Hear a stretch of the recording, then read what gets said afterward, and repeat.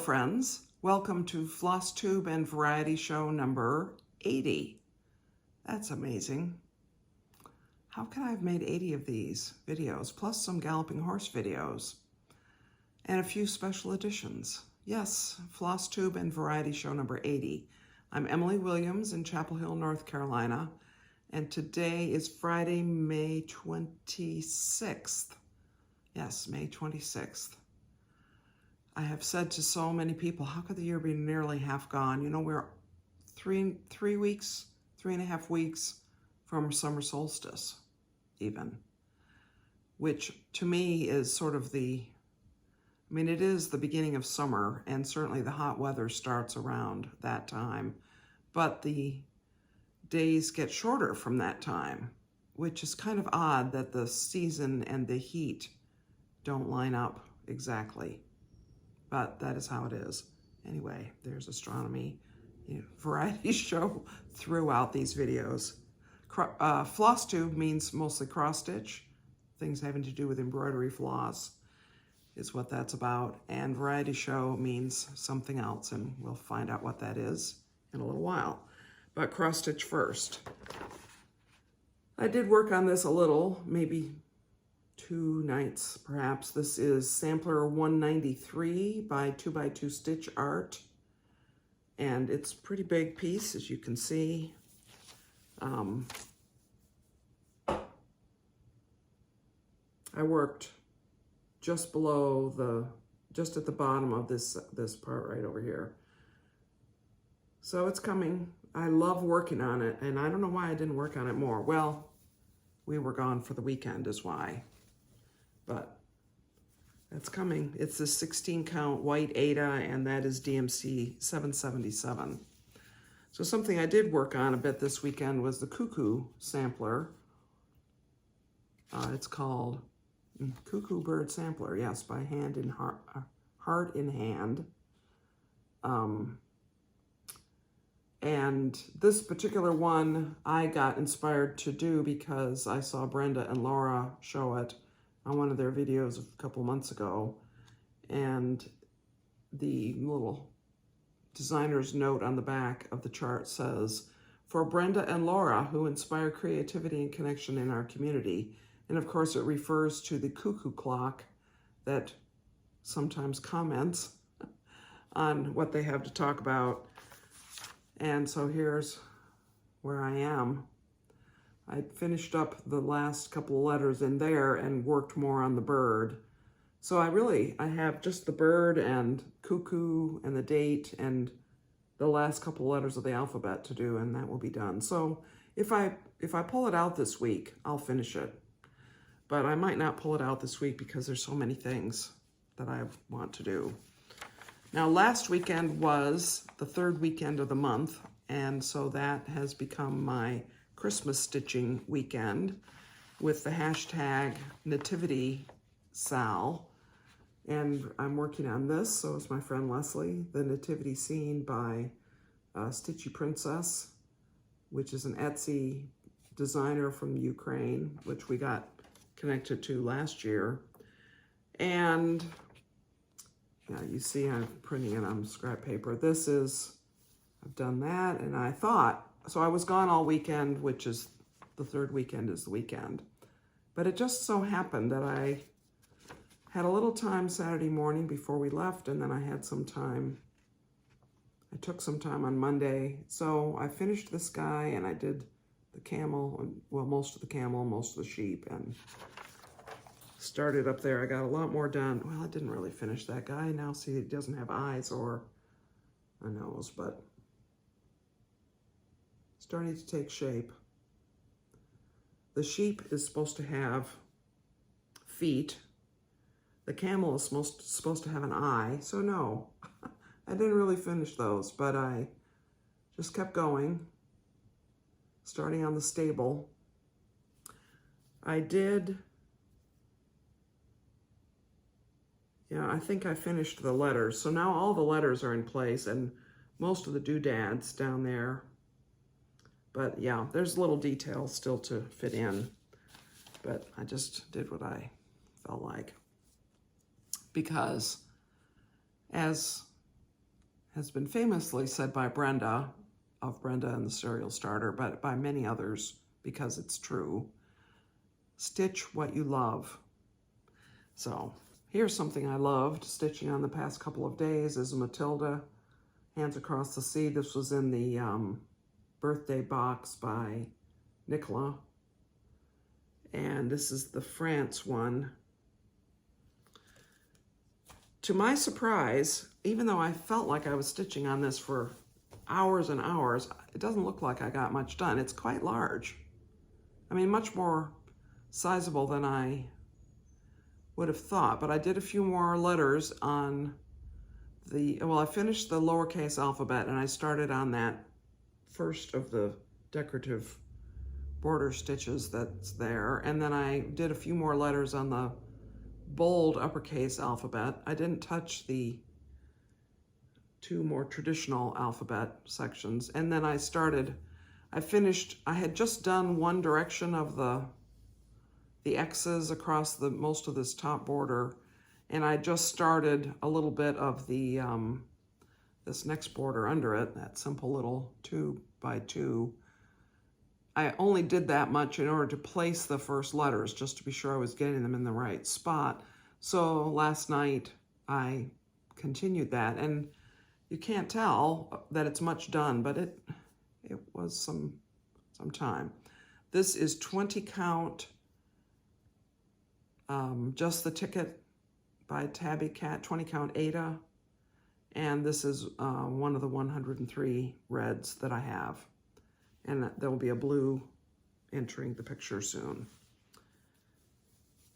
So that is good.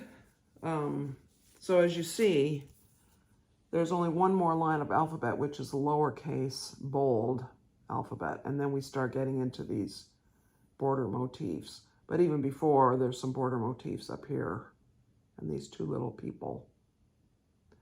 So interesting. Yeah.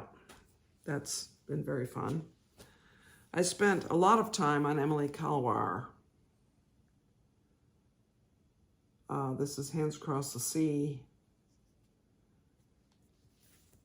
And my accomplishments this time were I finished all of the alphabets, and now I'm into the border designs.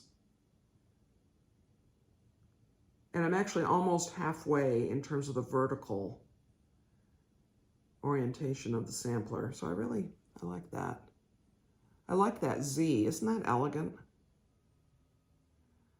Actually, I like that, what shall we call it, a calligraphy alphabet, Old English style. I like that. So my thought is, so, you know, I used to say that my sweet spot was 6 pieces. And then I said, well, my sweet spot is 6 pieces plus the things I only work on 1 weekend a month. So that would be 8. And I have more than 8 things going. So far it's okay, but it does mean that when I think of starting something new, I really have to consider finishing something first. So now you'll notice I have not pulled out Under the Roof of Blue Ionian Weather. I have worked on it a little bit, but it's only been a week since my last video, and before the last video I worked on the Tiger piece quite a bit, which is the other full coverage. And this time I just having been gone for the weekend and spending a fair amount of time on Emilie Kalwar, I did very little, maybe 2 days on it, which is not enough for you to tell at all. The whole piece is 72,000 stitches, so if I did, 150 stitches, it just doesn't show. Now, last time, so if plans more immediately, this coming weekend is Memorial Day, so no, that's fine. I was going to say this is the first weekend of the month and I should be doing a blackbird, but it isn't the first weekend of the month, so I can put off thinking about what I might do. I'm in between pieces on blackbird designs. So what does that mean? I mean, really, it isn't bad to think about this. And sort of in this line of finishing something before I start something else. if I don't start another blackbird, that would possibly be a good thing. But if I don't start another blackbird, then I don't have a blackbird piece to work on the first weekend of the month. The blackbird that I would like to start is the Mighty Oaks, or Little Acorns. I don't remember what it's called, but I've mentioned it before on the videos. It's from the autumn book. Well, whatever it's from. It's from one of the books from a couple years ago. And I don't think I've fully settled on fabric for that is one thing that's holding me up. So I don't know. But I did show you, remember, I'm sure you remember, I showed you Hannah Campbell last week. Hands Across the Sea again. That seems to be my theme today for sure.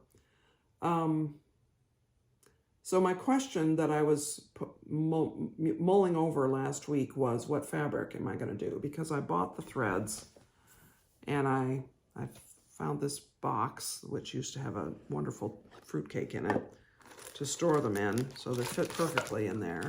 I still have them in the bags. 2 sets of threads. So I bought the threads and the chart as a kit, well, as a combination thing from Hobby House Needleworks, but I hadn't decided on the fabric, and I'm really glad that I didn't just dive in and buy something without giving it more thought.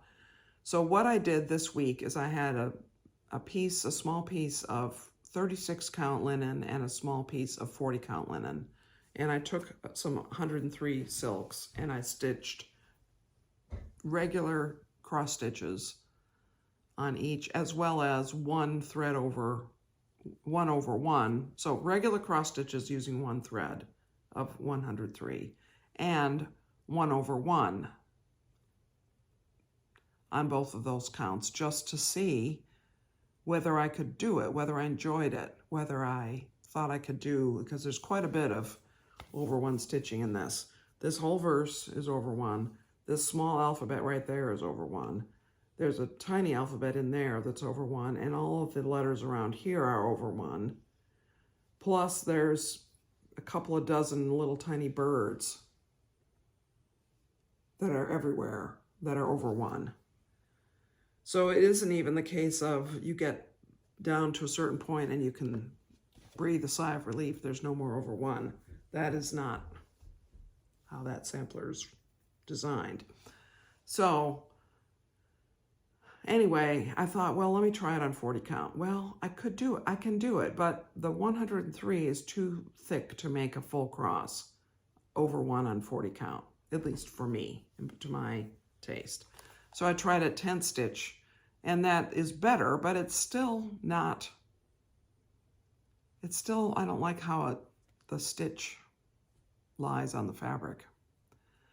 So I had this piece of 36 count, I tried that, and I like the over 1 part better, possibly still 10 stitch.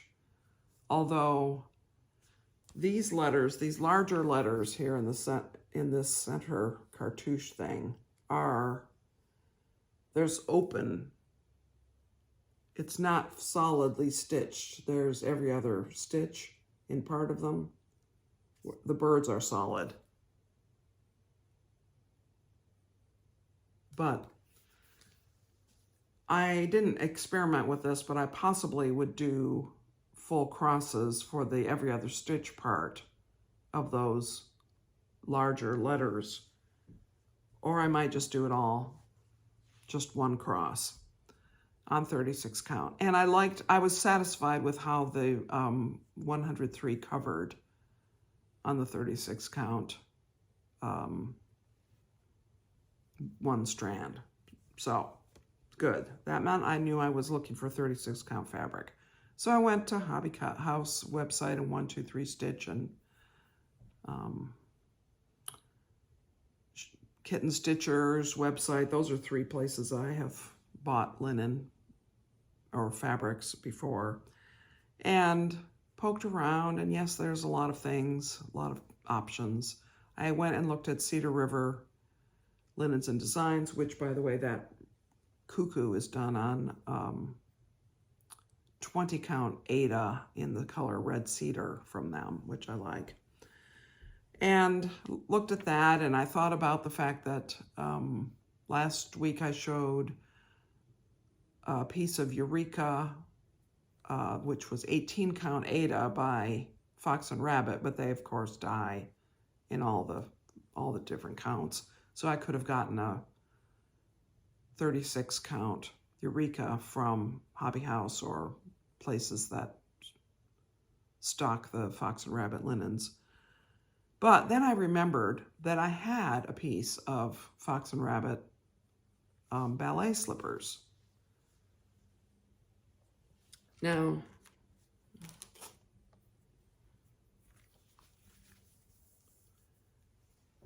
I don't know, my pink shirt is possibly affecting this. It is slightly pink, but it's sort of a dull pink. It's not a pink pink. If you saw it all by itself and had no idea that it was pink, you might say it had a slight peachy tint to it. Maybe.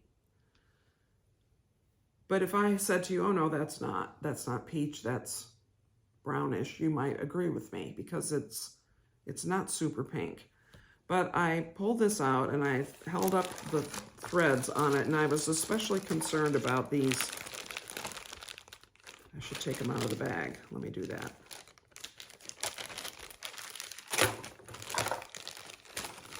Clatter, clatter, rattle, rattle. These two colors, which are the lightest colors, and I felt like they were the most possibly bad matches with this fabric, and I think they're fine. And I also I scrutinized the picture, and I held these two threads up to Eureka and to, I have a piece of hog's bristle upstairs, which is of another Fox and Rabbit. I have it in 18 count Aida, I think, so I would have to get another piece. And I decided that it's fine. It is perfectly fine with this. And all of the other colors are perfect, no problem at all with this. It was really those two colors that I was the most concerned about, and I think they're fine. So that's what I'm gonna do. Now, all I have to do before I start is I'll take this up to my sewing machine and zigzag around the two edges that are cut. The other edge here is serged. So that's what I'll do. And then I'll be prepared to start. I have a hoop, I have a zipper bag I can put it in. I have found this box to put the threads in. So I'm ready. Except that, as I said earlier, I really should stop. Not stop stitching something. I should finish stitching something before I undertake to start that. So I think the most likely thing to finish is Emilie Kalwar. I might have mentioned that last time. So I think that that's going to be my sort of marker that I'm ready to start Hannah Campbell. And I'd kind of like to start Hannah Campbell on my birthday. Now, last year on my birthday, I started the Tiger. And I'm about 30-something% through with that full coverage piece. Now, over 2 years ago, I started Under the Roof of Blue Ionian Weather, thinking, well, good, that'll take me 2 years to finish. Yeah, it won't. Okay, that is it for cross stitch. I don't have any new purchases. Oh, one thing I'll say is when I would be picking up one of my project bags, I would realize I don't have a magnetic tie thing in it. So I made myself some more the other night, And I thought I'd just say how I do it. So I bought a box of magnets, those super, those super strong magnets that we stitchers have so many of on needle minders and these things. I bought a box of those, and I have a bunch of ribbon that I've either purchased over the years or saved from different things. And I think the grosgrain, is that how you say it? Gros, grosgrain ribbon is the best for this. And then I just cut the piece as long as I think I want it. Actually cut it about an inch and about 3 inches, no. Yeah, about 2 inches longer than you think you want the actual capacity of it to be, 2.5 maybe. And then I just sort of lay the magnet in there, and I do it by hand. I sew it by hand. I have tried to sew it on the machine, but the ribbon isn't wide enough, and I don't really want it wider. So I sew it by hand, and then I sew up this open end, and then by then the magnet has fallen on the table, so I stick it back in there, and I sew it by hand. And then I fold this. This is important. I fold this and I lay the piece down the way I want it to go so that I can put the magnet in there right side up, because the magnets, as you know, if you use any of these sorts of things, there is a way they go and there's a way they repel each other. Attraction and repelling is part of magnetism. So I make sure that it's the way I want it, and I sew the other end. And I made 2 of them last night. I think I'm going to make a few more. I made one a while back on this bigger and this wider ribbon, and I did machine stitch it, but it was hard. And the magnet sticks to the sewing machine, so that made it hard to maneuver too. And I decided, having done that even though this is a wider ribbon, this isn't grosgrain either. And I actually turned it under instead of just cutting it, because it's not grosgrain. It seemed more ravelly, but I decided that I would just hand stitch it. So I have this big one that I actually keep on my Nerge hoop holder stand thing. And when I'm working on toward the bottom of a fairly big piece of fabric, I put the top of the fabric in this loop, and it sort of keeps it from draping down and getting in my way. So that, I had to do that last night. All right, enough of that. Now, the variety show.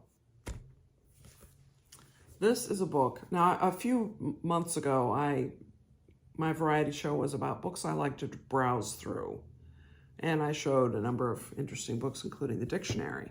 Well, this is Oxford Book of English Madrigals, published by Oxford University Press, UK university. And this is a music book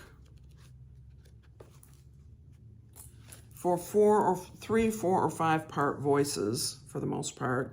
And these are transcriptions of madrigals from mostly Elizabethan time period in English madrigals. And it's a delightful book for a musician, former singer, to browse through. And friends of ours, so Byron and I are alto and he's a tenor. And we had another couple who were friends, and he was a baritone and she was a soprano. So we were the Martin Williams Quartet, and we learned a few of the 4-part madrigals, and we learned some other shape note songs and other 4-part things. P.D.Q. Bach, we learned some, and we would sing them for fun at the end of choir rehearsal or at a party or something. And one time we sang at an Easter festival, I think it must have been at our church, where one of the offerings, one of the activities around the church for the Easter afternoon was the musical cafe where there were time slots in different singing groups or guitar players or whoever did a little performance. And so we had signed up for a slot, and we did 3 or 4 shape note songs, which are early American hymns, and I'll talk about those some other time. But we really enjoyed singing the madrigals. Madrigal singing is a great, it's a fun thing for quartet or an octet or 5 singers or however many.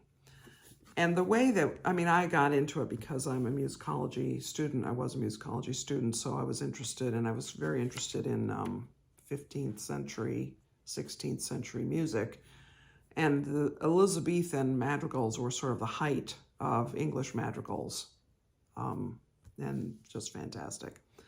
Well, it also happens that the King's Singers, which is an a cappella men's singing group, has made a number of recordings, and the King's Singers have been around for 35 or so years, maybe 40 years.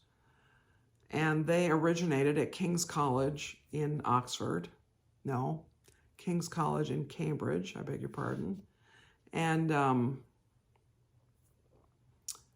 cappella men, they sing 4 parts, soprano, alto, tenor, bass, and they have 6 members. I think sometimes the arrangement calls for 2 treble voices and sometimes, 2 tenors or whatever. And by soprano, I mean falsetto, countertenor, if you will, is the term. And there have been various members of the group over all those years. It isn't the same original people, but they continue to do the same type of music. And they've done a lot of interesting CDs. In the description field below this video at the end, I will list the titles of some of the CDs that they've done, but they've done others. I only am listing the titles of the ones that relate to the things that I'm about to talk about, mostly having to do with English madrigals. Now, English madrigals are characterized by, there's a number of things, but the ones that are my favorites are either love poetry or sort of pub music, or a little bit not love poetry, but not religious poetry and not devotional to the muses or anything like that. And so I thought I would talk about a few specific songs that I really like and what are the features of them. So the first one I'm going to talk about is a pub song. And this is probably not the most common type of English madrigal, but it's a funny one. I think it's pretty funny. And this is called Come Sirrah Jack Ho. And the name, they don't have titles. They only go by the first line of the song. And so I'm just going to read some of this. Ooh, I should have had more light. Well, hopefully I can do this. I'm quite familiar with the words because we sang this one. This is for 3 parts, soprano, alto, and bass, or tenor, I guess. I would say it's tenor. Come, Sirrah Jack, ho, fill some tobacco, bring a wire and some fire. Haste, haste away, quick, I say, do not stay, shun delay, for I've drunk none good today. I swear that this tobacco 'tis perfect Trinidado. Now it gets quite irreligious here. I mean, it's quite rude if you are Catholic or Church of England, I would say. By the very, very mass, never, never, never was better gear than is here. By the rood for the blood, it is very, very good, 'tis very good. Fill the pipe once more, my brains dance trench more. It is heady, I am giddy. My head and brains, back and reins, joints and veins, from all pains, it doth well purge and make clean. Then those who do condemn it, or such as not commend it, never were so wise to learn good tobacco to discern. Let them go pluck a crow, and not know as I do, the sweet, the sweet, the sweet of Trinidado. So that's Come Sirrah Jack Ho. I can picture that being very well received at a pub. Now, another type of song that we, in our little quartet, enjoyed singing were the songs that are on the surface love songs with a pastoral theme, you know, sheep and meadows and that kind of thing. And yet they took a turn toward a little bit of an innuendo, and so it was kind of funny, and if you were listening carefully, you would catch it. So this one is Fair Phyllis I Saw Sitting All Alone, but the poetry is by John, or maybe the song is by John Farmer, possibly. Anyway, I'll read you this. Now, first of all, I'm just going to read the poem, and then I'm going to tell you how it was set, and you will understand why we thought it was funny. Fair Phyllis, hard to say also, Fair Phyllis, I saw sitting all alone, feeding her flock near to the mountainside. But the shepherds knew not whither she had gone, but after her lover Amyntas hied. Up and down he wandered while she was missing. When he found her, oh, then they fell a-kissing. So that's the text. It's sweet. Phyllis is out watching the sheep. The other shepherds don't know where she was. She sort of wandered off by herself. Amyntas, her lover, wanted to find her, so he went looking up and down the hillsides, and when he found her, they fell a-kissing. So the setting of this, though, is you hear, Fair Phyllis I saw sitting all alone, feeding her flock near to the mountainside. The shepherds knew not whither she had gone, but after her lover Amyntas hied. Up and down he wandered while she was missing. When he found her, oh, then they fell a-kissing. Well, immediately after you say, oh, then they fell a-kissing, immediately repeats back to up and down he wandered. Oh, then they fell a-kissing, oh, then they fell a-kissing. So you have to sort of visualize that he was wandering up and down the hills, and then once he found her and they fell a-kissing, he didn't stop wandering, which we just thought was hilarious. I mean, we were married and old enough to know better, but so anyway, that's all very fun, and those madrigals. Now,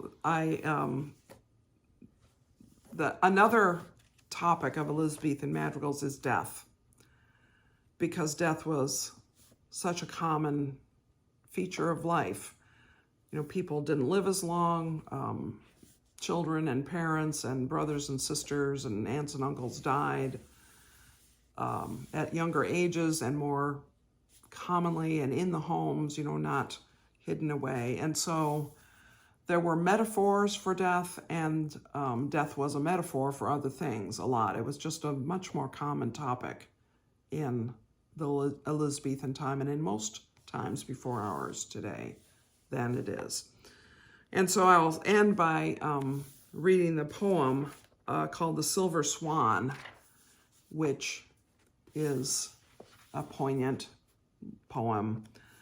The silver swan, who living had no note, when death approached, unlocked her silent throat, leaning her breast against the reedy shore, thus sung her last, and thus sung her first and last, and sung no more. Farewell, all joys, O death, come close mine eyes. More geese than swans live, more fools than wise. And so I think the poet, that was Orlando Gibbons, was the composer. I doubt he wrote the poem, though he could have, I suppose. The meaning of that, I think, is that now that this beautiful swan has died, now there's more geese than swans, and now there's more fools than wise, because he or she, I guess, was a swan and a wise one. So that is English madrigals. The King's Singers CDs, many of them are out of print, but they can be found, and you can also just search for the titles of madrigals that you like, including the ones that I mentioned, on YouTube and find recordings of them. You know, other singers are doing them. And probably the King Singer stuff is available. I haven't looked for it on iTunes and things like that. But just to close this little segment, the style of the Elizabethan madrigal is well known. Basically, there's verse and chorus, and there's often a fa-la-la section. And the most common thing that most of you all would know, most of us in the 21st century know, is Deck the Halls. That is in that sort of structure. Deck the halls with boughs of holly, fa-la-la-la-la-la-la-la. And so that's sort of a feature of the English madrigal.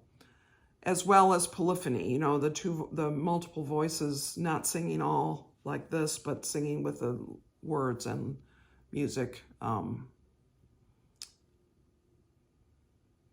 in polyphony. I don't know whether not all starting at the same time.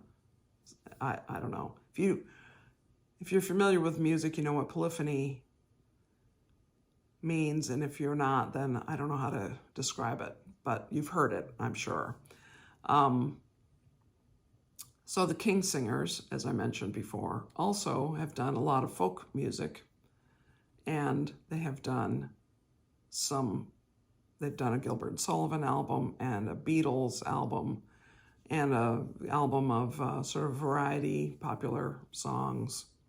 They've done a beautiful British folk song album, which was actually the first one that we ever came across, and from there our King Singers collection has grown. But they also did Money Can't Buy Me Love in the style of an Elizabethan madrigal. So I recommend that you search on YouTube for Money Can't Buy Me Love by the King Singers, and you will find it. You'll find a recording there.